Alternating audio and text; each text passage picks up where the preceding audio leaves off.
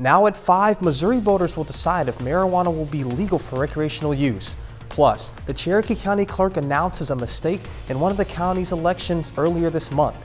And what we know about the FBI's raid on Donald Trump's Mar-a-Lago residence, as well as reaction from lawmakers. The 4 states' most watched news starts now. Recreational cannabis will appear on Missouri's ballot this November. This is KOAM News at 5. I'm Jalen Banks. If voters decide to legalize recreational cannabis, Missouri will become the 20th state to legalize and tax the drug. However, some people in Missouri believe cannabis should remain for medical use only. My personal self, I want people to have a good experience with cannabis, and going recreational, I'm afraid that can actually lead it to getting some negative type of effects like what alcohol already does to our communities. Tonight at 6, we'll hear from local cannabis activists and business owners about the ballot question. The Cherokee County Clerk announces a mistake with the county election. County Clerk Rebecca Broussard discovered that the thumb drives containing the voting data for District 1 County Commissioner malfunction. Officials say the drives improperly switched votes cast for incumbent Myra Frazier and attributed them to the challenger Lance Nichols. Broussard says the drives worked properly during the testing. Unfortunately, there was no way to know. The testing didn't show it. Putting them in the ECM didn't show it. Unfortunately, there was just no way for us to know without doing that post-audit, which I believe is why the Secretary of State's office has put that into play. It became in play, I believe, in January of 2019. And so it's something fairly new, but it's to ensure the integrity of election. Lockwood Elections is responsible for programming the thumb drives, and next Monday, Cherokee County will continue the certification of the results. And now Doug Hitty joins with the first look at the weather. Well, after some showers and thunderstorms yesterday evening and then into the overnight hours last night, quite a bit drier for us today. Most of us have had partly sunny skies. We've watched a few isolated little thunderstorms in our southern counties, but most of us are going to stay dry as we go through the evening hours. Along and south of I-44 could get a random isolated thunderstorm as we go through the next several hours, but in general, we look pretty good. Look at our temps. We're in the upper 80s to near 90 degrees, so it's quite a bit cooler than what we have seen over the past few days. You can see those few isolated little thunderstorms trying to pop up as we go through the overnight hours for us tonight. But in general, it looks pretty good. We'll drop back through the 80s, eventually through the 70s. Of course, we're going to look down the road here in just a bit. A local trucking business is celebrating its female drivers. Joplin-based CFI today unveiled a new wrap on one of its trucks featuring a custom design for the company's She Drives CFI program. Officials say the program recognizes the professional excellence of its female drivers, as well as encouraging more women to choose trucking as a career. There's more fallout today after the FBI seized boxes of documents from former President Trump's Mar-a-Lago home. The former president and several top Republicans say yesterday's search was political, and they are demanding answers. So far, the FBI and the Justice Department are not publicly commenting. Reporter Skylar Henry has more from Washington. Congressional Republicans are slamming the Justice Department and calling for investigations, one day after the FBI searched former President Trump's Mar-a-Lago, Florida residence. I want to know what led to this. I think every Republican believes that the FBI, when it comes to Trump and other organizations, have lost their mind. Sources tell CBS News the search was connected to a Justice Department investigation of claims by the National Archives that it found 15 boxes of records, including classified material at Mar-a-Lago earlier this year. The former president and his family publicly blamed President Biden and the Democrats. They want to attack a guy who they view as his greatest threat, is Biden's greatest threat. But a White House official tells CBS News they were given no heads up. The president was not briefed, was not aware of it. The Justice Department conducts investigations independently, and we leave any law enforcement matters to them. Executing a search warrant on a former president's home has never been done before, and given the political nature of this search, approval likely came from the very top of the FBI and the Department of Justice. For them to do this, the Department of Justice, the FBI, every I was dotted, every T was crossed. Under the Presidential Records Act, documents received and sent by the president are required to be preserved. Since the search, protesters for and against the former president have gathered outside of Trump-owned properties in multiple states. Skyler Henry, CBS News, Washington. Today, a spokesperson for the Palm Beach County Police expressed disappointment that the department was not made aware of the FBI search warrant and did not assist in its execution. Researchers say rainwater across the globe should be considered unsafe to drink because of the presence of what are known as forever chemicals. That's based on the U.S. Environmental Protection Standards for levels of thousands of chemicals that don't break down and are continuously cycled through the environment. The study by Stockholm University and the ETH Zurich University concludes there's likely no part of the world unaffected by the contamination. Still ahead, potential relief from the supply chain issues. Big money is going to tiny chips found in items we use every day. I'm Naomi Ruckham with more on how U.S. chip makers are getting a boost. And next in Health Watch, what scientists learned after studying the sleeping patterns of spiders.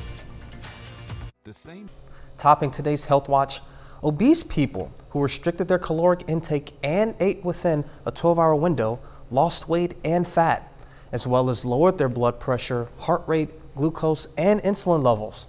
That's according to a study in JAMA. University of Alabama researchers gave 90 study participants weight loss, counseling, and caloric restrictions for 3.5 months.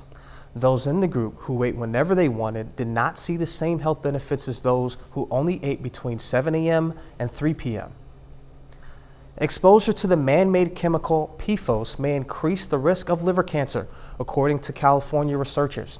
PFOS is in many household items, including fabrics, cleaning products, and carpets. The chemical breaks down slowly, and it can accumulate in human tissue, like the liver. The study tracked 200,000 people, and those with the highest levels in their blood were found 4.5 times more likely to develop liver cancer than those with the lowest levels of PFOS. And in states where recreational cannabis is legal, 37% fewer people are being poisoned by synthetic cannabinoids, according to a study from Washington State University. Common names for synthetic cannabinoids are K2, Spice, and AK-47. They're not actually cannabis, and they're highly toxic and can lead to severe impairment or death. Birds do it, people do it, and even dogs do it. We all sleep and dream, but scientists in Europe wanted to know if spiders can do that too. As Ian Lee reports from London, it's a question keeping researchers up all night.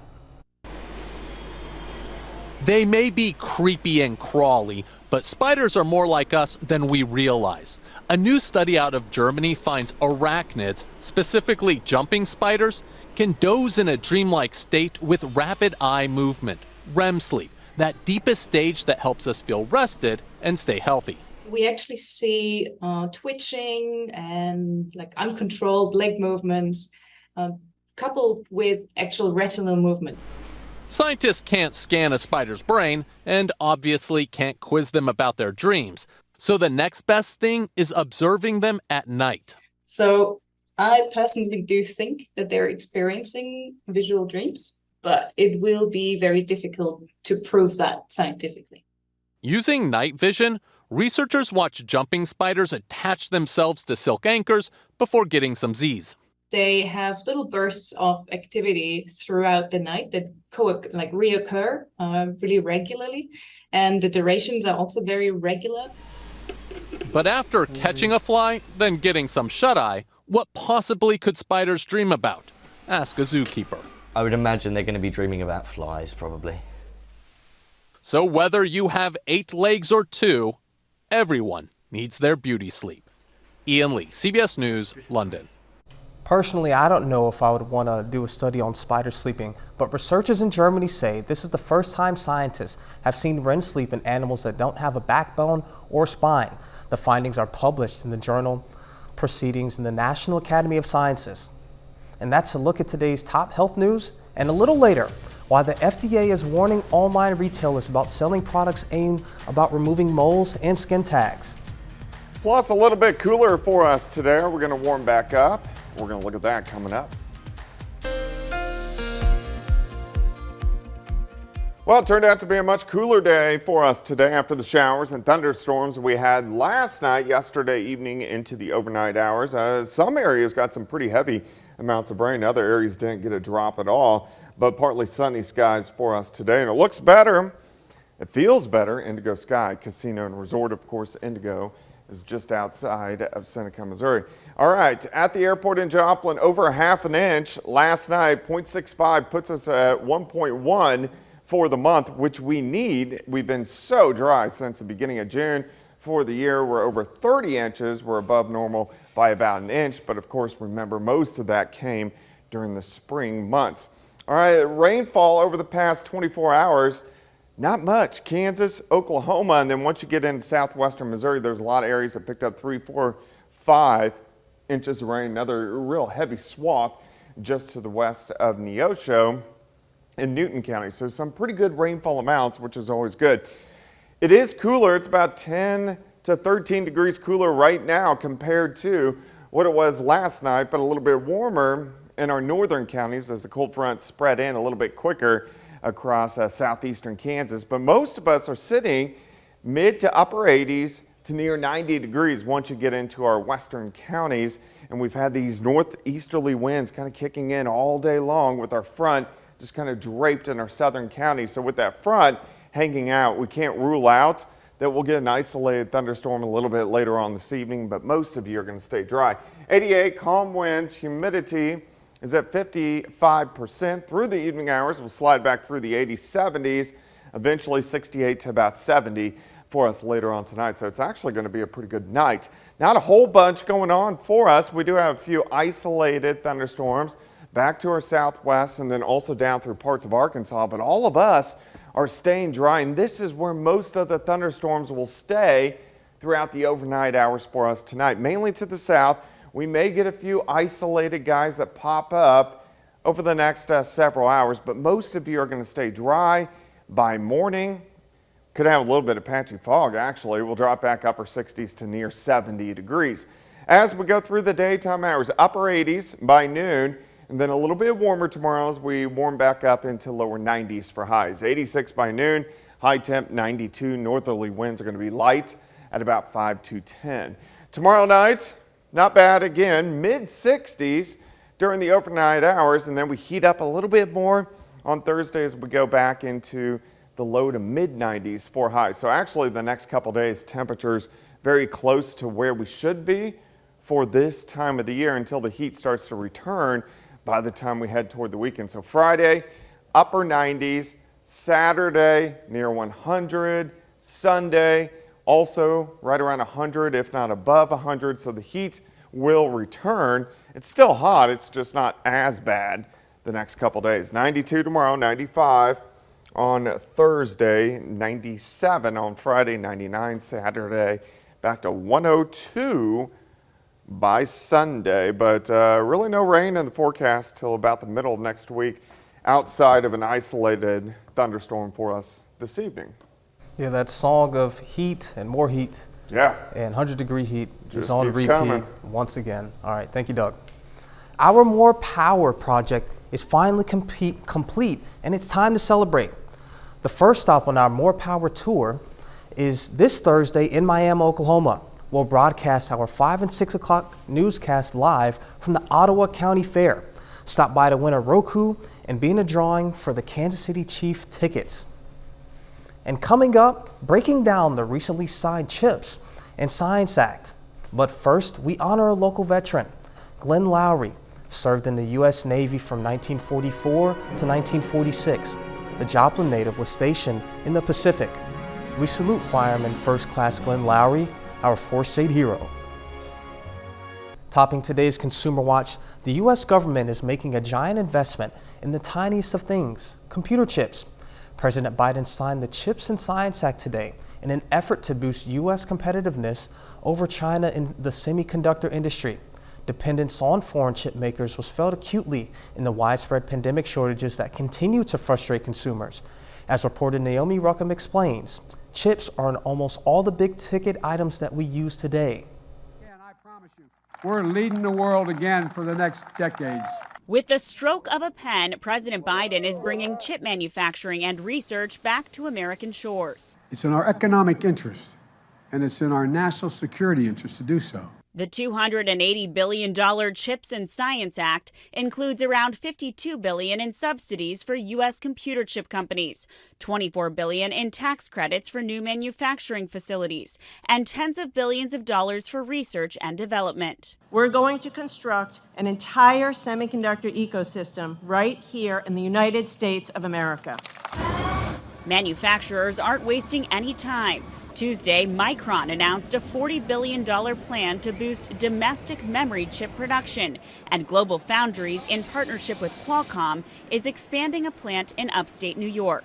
But these investments aren't likely to solve the pandemic-induced global shortages right away. Just the complexity of technology, that it takes years to put capacity on. And I think for the better part of the next 5 to 10 years, we'll be chasing supply in this industry. Chips are needed for just about everything we use these days, from cars and consumer electronics to medical equipment and military weapons, even kitchen appliances. There's ovens with cameras that you can view what's baking, and almost all the refrigerators have computers, circuit boards in them now. And modern living is putting increasing pressure on those tiny chips. A recent Commerce Department report found demand for chips was as much as 17% higher in 2021 than it was in 2019. Naomi Ruckham, CBS News, New York. The FDA is warning online retailers about the selling of products marketed for removing moles and skin tags. The FDA has sent warning letters to Amazon, Ariella Naturals, and Justified Laboratories that some of their products are not FDA approved. If the companies don't address the violations within 15 days, they could face legal action. There are no FDA approved over-the-counter drug products for the removal of moles and skin tags. Axios has agreed to be bought by Cox Enterprises in a $500 million deal. Axios is a 5-year-old digital media and news publication. A person familiar with the matter said Axios is valued at $525 million. The deal with Cox is expected to close this month. Cox owns media companies including the Atlanta Journal-Constitution and the Dayton Daily News. Consumers who shop online are getting a break. E-commerce prices dropped 1% in July on a year-over-year basis, according to Adobe. Researchers there also say online prices fell 2% in July on a month-over-month comparison. Although analysts say these findings could result in the easing of concerns about a recession, they say it could be a while before overall inflation returns back to normal. Adobe says a lack of consumer confidence, less spending, and overstocked retailers are likely factors in falling prices. And the final check of our forecast up next.